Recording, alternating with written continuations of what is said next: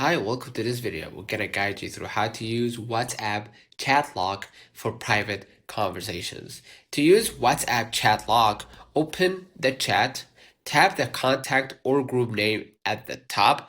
I'm gonna hit my cousin's tab or my cousin's profile at the very top here, and I'm gonna get back to you. Because there is sensitive information, I will try to blur out basically the private information. And all I gotta do is just now scroll a little bit down, or you're gonna find here lock chat toggle.